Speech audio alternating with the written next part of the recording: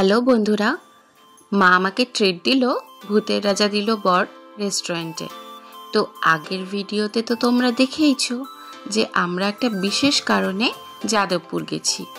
তো সেই বিশেষ কারণটা সেলিব্রেট করতেই মা বলল, চল তোকে আজকে ট্রিট দেব। কি বিশেষ কারণ সেটা জানতে হলে তো ডেসক্রিপশনে লিংক দেওয়া আছে আমার আগের ভিডিও, সেটা তোমাদের দেখতে হবে। তো প্রথমেই এন্ট্রেন্সটা দেখে নাও। ছোট্ট জায়গাটা খুব বেশি স্পেশিয়াস নয়, তাও সুন্দর করে ডেকোরেশন করা। রেফারেন্স তো ডেফিনেটলি সত্যজিৎ রায়ের গুপি বাঘা, গুপি গাইন বাঘা বাইন, হীরক রাজার দেশে, এইগুলো। তো আমি একটু ঘুরে ঘুরে চারিদিকটা রেকর্ড করছিলাম, এর মধ্যেই আমাদের টার্ন চলে এসেছিল। 5 মিনিটও আমাদের অপেক্ষা করতে হয়নি। তো ওপরে যেতে যেতে দেখছিলাম এখানে বিশেষ বিশেষ অতিথি, তারপরে বিভিন্ন প্রোগ্রাম ইভেন্ট স্পন্সর করেছে ভূতের রাজা দিল বর, সেগুলোই ফ্রেমবন্দি করা রয়েছে। মাগুলোই ভালো করে দেখছিল আর জিজ্ঞেস করছিল। তো আমি একটু বলে দিচ্ছিলাম যে বিভিন্ন ইভেন্ট যেগুলো এনারা স্পন্সর করেন তাদেরই ফটোগুলো এখানে ফ্রেমবন্দি করা। তো তারপর আমরা ভেতরে গেলাম, যেটা বুঝলাম যে ফার্স্ট ফ্লোরে ওদের একটাই সিটিং অ্যারেঞ্জমেন্ট, আলাদা করে উপরে বা অন্য কোথাও নেই। জায়গাটা খুব বেশি বড় তা নয়, আগেও বলেছি, ছোট জায়গার মধ্যে সেট আপটা করা, বাট ভেতরের ডেকোরেশনটা বেশ ভালো। আমি মেনুর একটা ভিডিও দিয়ে দিলাম, তোমরা চাইলে সেটা ভিডিওটা পজ করে মেনুগুলো দেখতে পারো আর প্রাইসগুলো বুঝতে পারবে।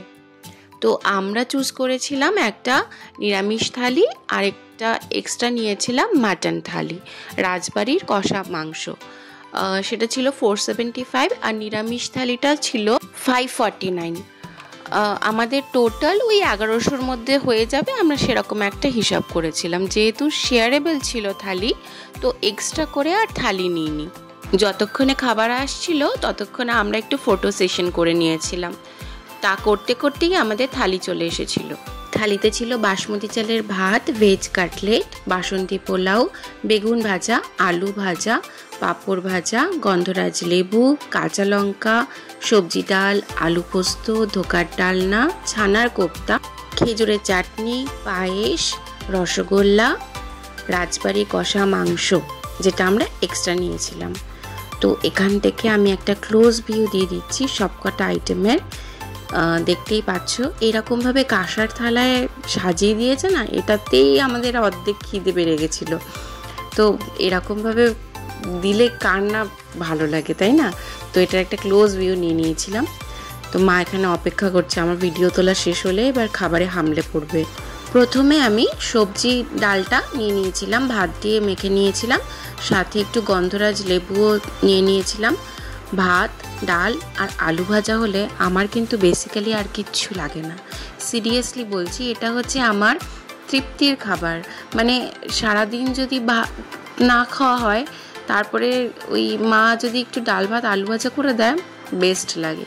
তো যাই হোক, আমি একটু মাঝখানে ভেজ কাটলেটটাও নিয়ে নিয়েছিলাম। খিদের মুখে মিষ্টি মিষ্টি বেশ টেস্টফুল লেগেছিল। ওদের ম্যাক্সিমাম খাবারটাই কিন্তু একটু মিষ্টি মিষ্টি। আমি হচ্ছি বাঙাল, ঢাকার বাঙাল, তো আমার আবার একটু ঝাল ঝাল খাবার ভালো লাগে। যাই হোক, তো তারপরে নিয়ে নিয়েছিলাম আলু পোস্ত। আমি ভেবেছিলাম সেটাও মিষ্টি মিষ্টি হবে, কিন্তু না, সারপ্রাইজিংলি আলু পোস্তটা কিন্তু ঝাল ঝাল ছিল, বেশ ঝাল ছিল। তো আমি তো পাশে কাঁচা লঙ্কাটা রেখেছিলাম যে এত মিষ্টি মিষ্টি খাবার আমার এটা অন্তত লাগবে। তো আমি দেখলাম না, আলু পোস্ততে লাগেনি, অলরেডি ঝাল লাগতে শুরু করেছিল। আর মা তো বলছিল যে বাড়ির মতন হয়েছে একদম আলু পোস্তটা।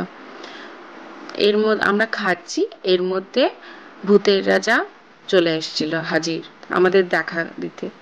অ্যাকচুয়ালি রবিবার দিনকে যেহেতু ম্যাক্সিমাম রাশটা থাকে, তো তার জন্য এই দিনে স্পেশালি ওনাকে আনা হয় আমাদের দর্শন দেওয়ার জন্য। যদি 3টে বড় পেয়ে যেতাম সাথে, কি মজা হতো।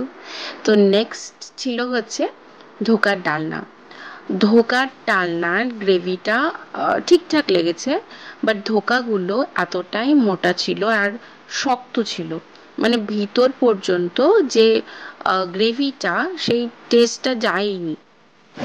মাটনটা এখনো শুরু করিনি, এখনো মাটন বাকি আছে, ছানার ডালনা বা ছানার কোপ্তা যেটাই হোক সেটা বাকি আছে। দোকান পিসটা এখন অর্ধেক খাওয়া হয়েছে, তাতে আমি হাঁপিয়ে গেছি, পেট ভরে গেছে। বাকিটা কি করে শেষ করবো সেটাই ভাবছি। ধোকার গ্রেভি আর ছানার কোপ্তার গ্রেভিটা আমার মোর অর লেস একই লেগেছে, তো আমি আর ওটা দিয়ে ভাত মেখে খাইনি, আমি জাস্ট ছানার কোপ্তাটা তুলে ভেঙে একটু টেস্ট করেছি। আমার ভালো লেগেছে, তবে আমি কষে কষায় খেয়েছি, ওখানে ছানার কোপ্তাটা অনেক বেশি টেস্টি লেগেছে, অনেক বেশি সফট লেগেছে। তো আমি দেখাচ্ছি এখানে যে মাটনটা বাকি আছে, পোলাওটা রেখে দিয়েছি মাটনটা দিয়ে খাবো বলে। আমার মা বলছে যে যদি মনে হয় যে ওই আইটেমগুলো খাস না, ভেজ আইটেমগুলো এত খাস না, মাটনটা তো খাবি। তখন আমি বললাম যে দাঁড়াও, আমি রেস্ট নিয়ে নিয়ে খাবো, কিন্তু সব খাবো, তৃপ্তি করে খাবো। তো আমি মাটনটা নিয়ে নিলাম। মাটনটা আমি অনেক আশা করে নিয়েছিলাম যে 475 নিয়েছে, 4 পিস ছিল এক প্লেটে, বাট মাটনটা আরও অনেক বেশি সফট হওয়া উচিত ছিল। আমাকে লিটারালি মানে কসরত করতে হয়েছে মাটনের পিসটা ভাঙার জন্য।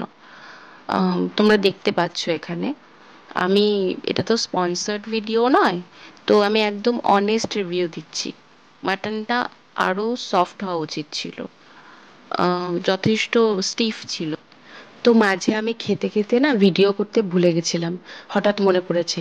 তো খেজুরের চাটনিটা খেয়েছি পাঁপড় দিয়ে, আর পায়েসটা খেয়েছি। পায়েসটা না সিরিয়াসলি বলছি খুব টেস্টি ছিল, একদম মনে হচ্ছিল বাড়িতে বানানো পায়েসটা। আর মা হাফ রসগোল্লা খেয়ে নিয়েছিল, বাকি হাফটা আমি খেয়েছি, স্পঞ্জের রসগোল্লা যেরকম হয়। শেষে আমাদের পান সহযোগে বিল পরিবেশন করলো। তো বিল আমাদের হয়েছিল 1095। আমরা জাস্ট খেয়ে বেরোলাম। কেমন খেলে মা? একদম ঘরোয়া।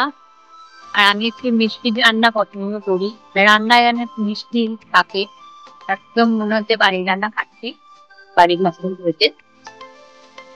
রান্নায় মানে ঘরোয়া টাইপের যেরকম হয় কোনো হচ্ছে না, একটু ঝাল নয়, মাটনটা তো একটু ঝাল লেগেছে, সেটা হচ্ছে আলু পোস্তটা।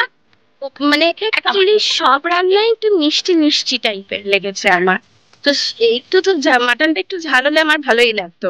কাটালনা রান্না টান্নাটাও খুবই ভালো লেগেছিল খেতে। সবচেয়ে ভালো লেগেছে মানে একটা মানে ঘরোয়া গৃহস্থ বাড়ির যেটা মানে পুরো কাঁসার হ্যাঁ, এই সেটআপটা খুব ভালো লেগেছে যেটা, প্লাস এখন বাটি তো আছে এবং হাত হাত ধোয়ার জন্য যে পাত্রটা দিয়েছে সেটা পর্যন্ত মানে কাঁসার।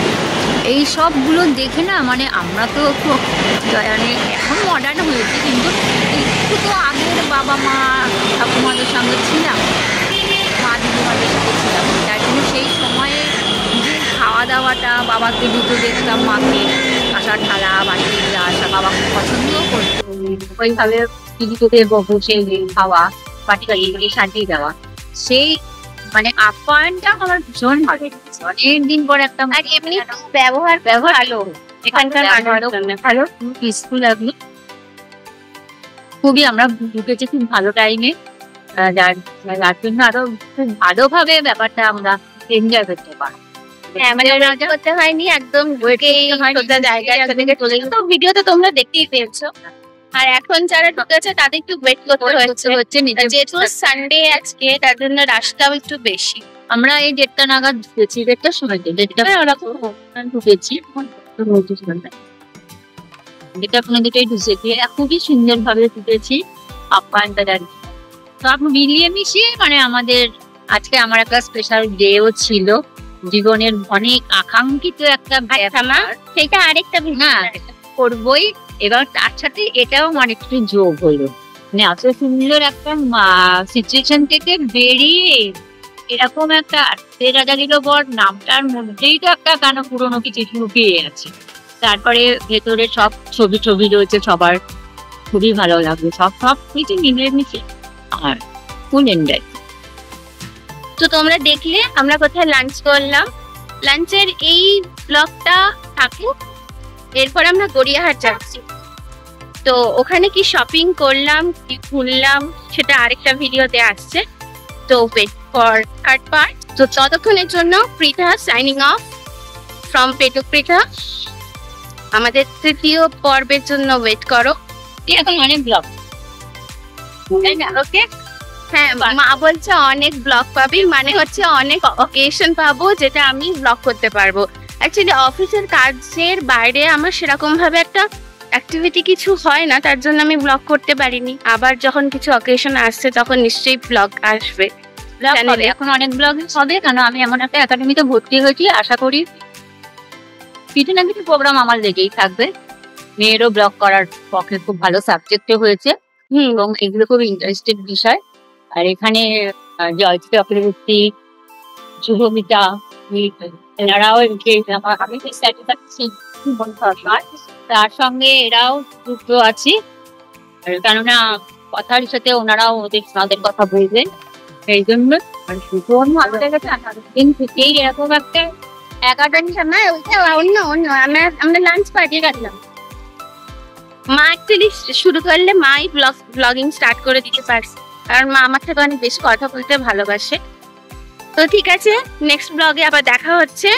ভিডিও ভালো লাগলে লাইক করে দিও, শেয়ার করে দিও আর সাবস্ক্রাইব করে দিও আমার চ্যানেলটা। টাটা।